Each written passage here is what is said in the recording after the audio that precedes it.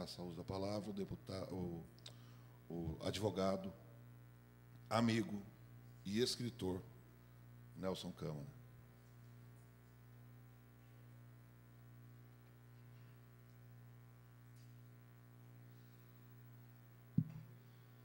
Senhor presidente Júlio César, minha amiga, ilustre vereadora Ana Tonelli, de muitos anos, amiga, ilustre deputado Pedro, do partido PCdoB, de grande atuação na Assembleia Legislativa do Estado, senhores vereadores, ilustres dessa casa, de Louveira, dos municípios vizinhos, ilustre também amigo,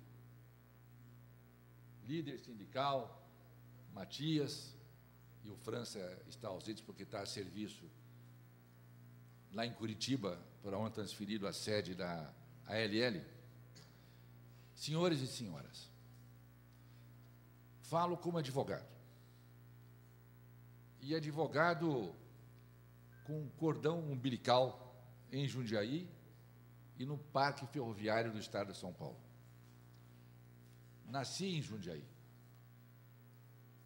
Fui batizado por, então, Monsenhor Risse, que eu disse há pouco pela vereadora Ana, aqui no centro da cidade, ao lado da matriz, eu nasci. E, como disse a vereadora Ana Tonelli, o meu amigo, companheiro, então meu subordinado no sindicato, no jurídico, o líder de Jundiaí, André Benassi. Sou de família ferroviária, senhor presidente. Pai, irmão, tios, meus avós, tios, avós, e nem todos na mesma ferrovia.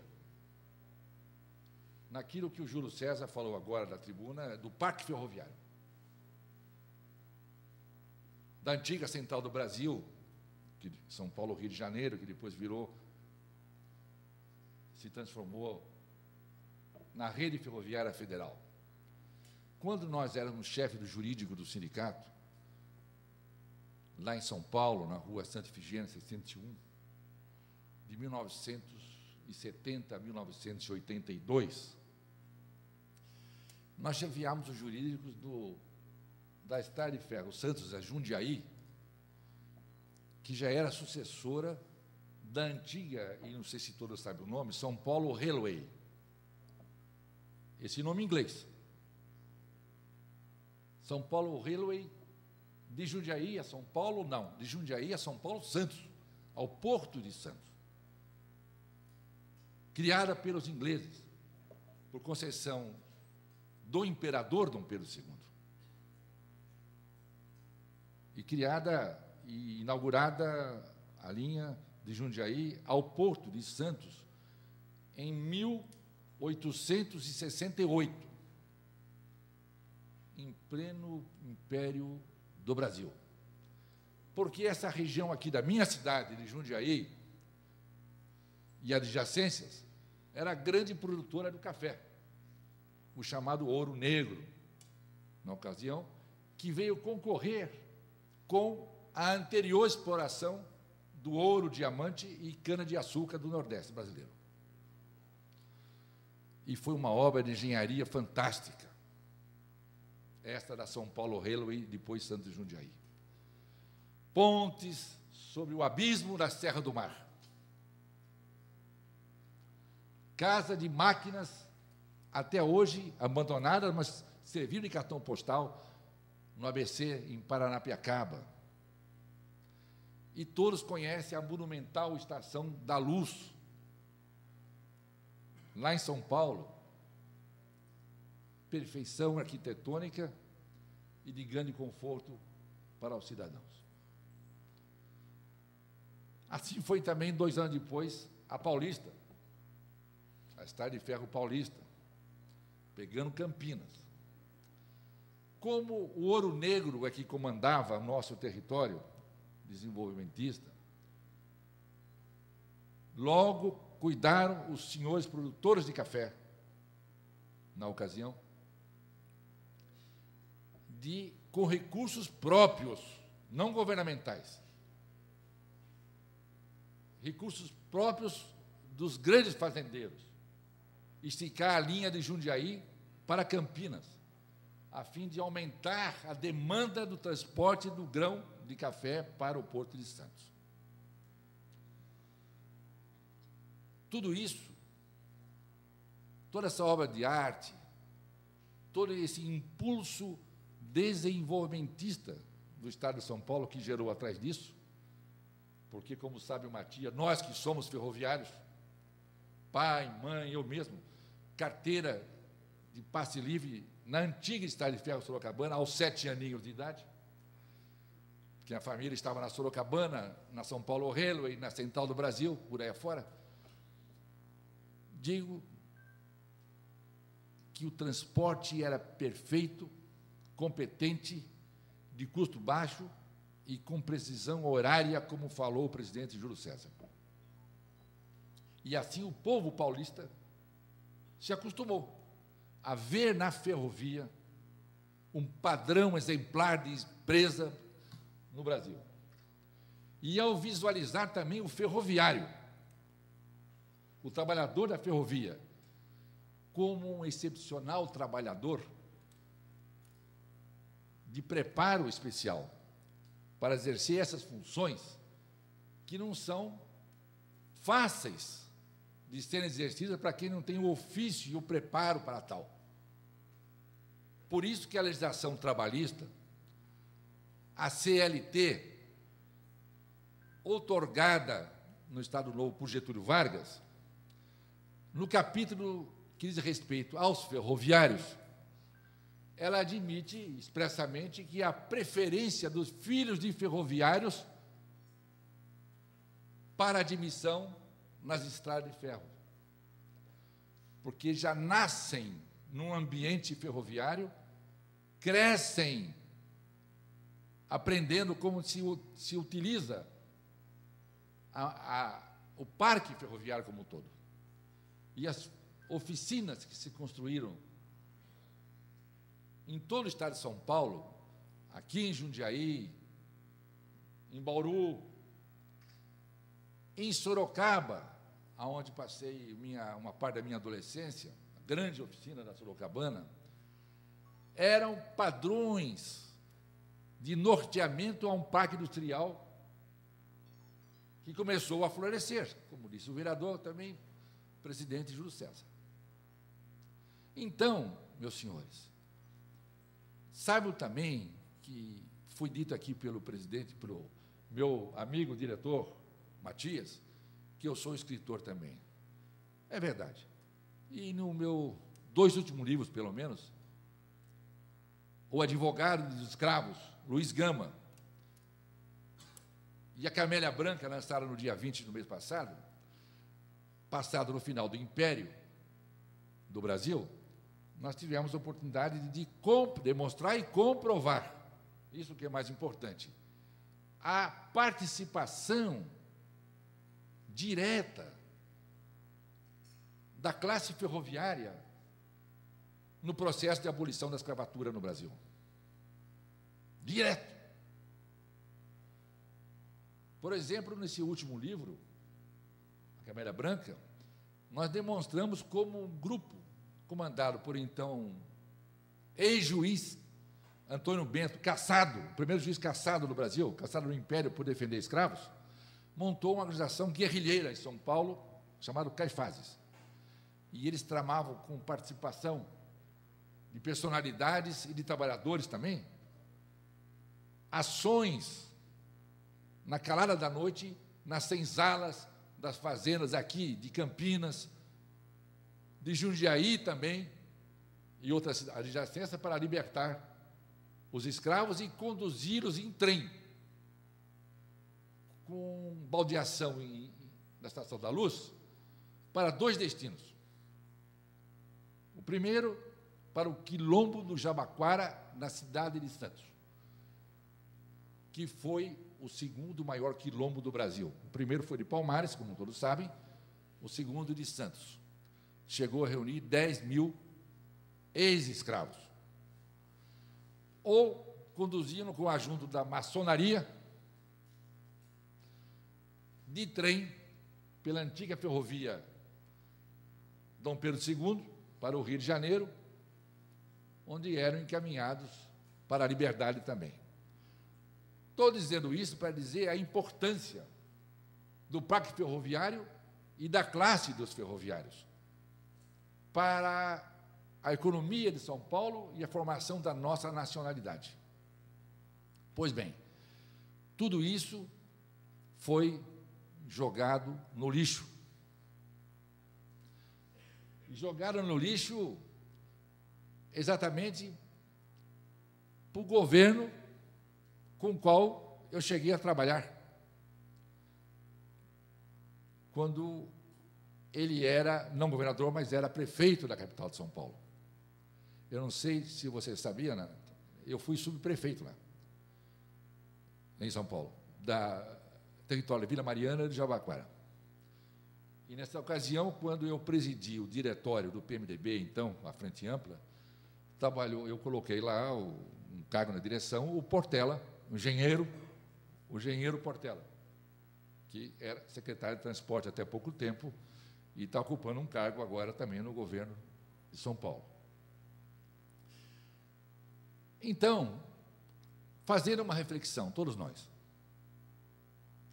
Em 1868, no Império, dali para frente, 1868, São Paulo Railway, ou Santos Jundiaí, 1870, Paulista, 1772, a Mogiana, 1786, a Sorocabana, e assim por diante, o parque industrial formado no estado de São Paulo, destruído por desatino de nossos governos. Dizem alguns que foi a partir do governo de Juscelino, o construtor de Brasília. Ele optou pelo parque rodoviário. Eu não sei se é bem isso. Eu não sei se bem a carapuça serve para o Juscelino.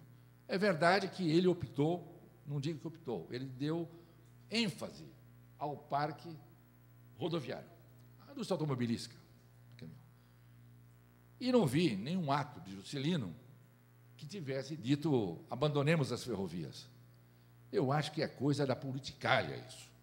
E a politicalha que vem atrás do interesse econômico do transporte rodoviário. Esta é a grande denúncia. Lá de Sorocaba para a estação Júlio Prestes, por exemplo, os trens foram desativados da Sorocabana de passageiro porque a aviação Cometa e Donome e outros fizeram pressão para que isso acontecesse. Aqui em Jundiaí, eu estou na casa do povo e não sou vereador. Então, não me compete dar nome aos bois, embora seja jundiaiense. Mas sabe a pressão que uma rede imensa de transporte de ônibus, vamos falar assim, pressionou sempre para que tivesse prioridade sobre o transporte ferroviário. Foi, portanto, como diz o presidente, uma opção errada pela roda, da roda de ferro pela roda de pneu. Do ponto de vista jurídico, para esse sonho de restabelecer a ligação ferroviária até Campinas, de passageiro, sob o prisma da mão de obra especializada, que precisa ter, não se encontra ferroviária em qualquer esquina. Mão de obra especializada, não vejo problemas. Digo, como advogado, o nosso escritório, estão meus colegas, de pelo menos 50 mil clientes ferroviários que nós temos na nossa carteira, no estado todo, de diversas ferrovias. Não vejo grandes problemas. Temos mão de obra qualificada para tocar esse empreendimento até Campinas, não, até Mato Grosso, se quiserem. É ali na esquina, Campinas, para nós, ferroviários. Quais seriam, então, os problemas jurídicos a enfrentar? São dois, pelo menos, entre outros. Primeiro, a ocupação indevida dos próprios da ferrovia. Com o abandono do parque ferroviário, várias áreas patrimoniais da ferrovia foram ocupadas. Senhores vereadores daqui e dessas outras cidades que seriam beneficiadas com isso sabem do que eu estou falando. É preciso, então, que o movimento uníssono desse território, Jundiaí a Campinas, comandado pelos senhores representantes do povo, nessas câmaras municipais,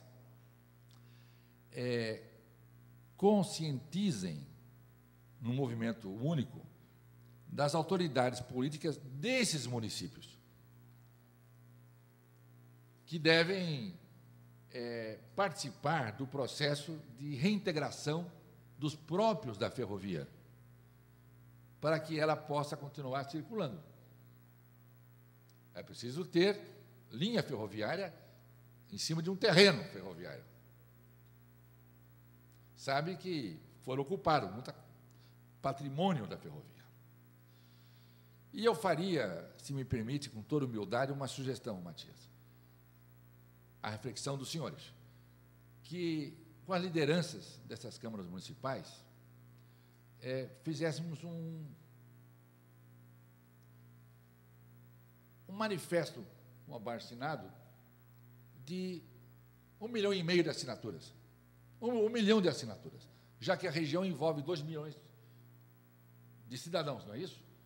1 milhão de assinaturas de Jundiaí, comandada pelos senhores políticos, que representam o povo da região. De Jundiaí a Campinas, num único manifesto. Avassalador, de 1 milhão de assinaturas. Assim como a Constituição da República autoriza para o Congresso Nacional que o povo subscreva um projeto de lei. Só que nós vamos utilizar o mesmo raciocínio sem ter previsão constitucional para isso. Mas é a vontade do povo, vox populi, vox dei, não é isso que diz? A vontade do povo é a voz de Deus. Fazer um manifesto,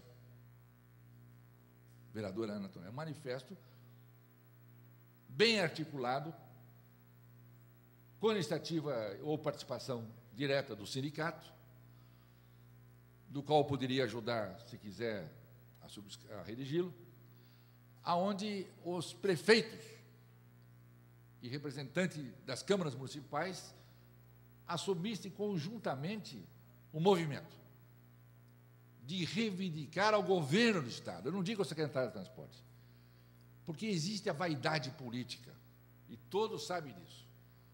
O governador não vai abrir mão dele ser o padrinho disso. Não precisa nem consultá-lo, e não é dele, pessoal, é de qualquer governador. É legítimo, ele é o líder político estadual, não se pode passar por cima dele, pode se encaminhar a ele.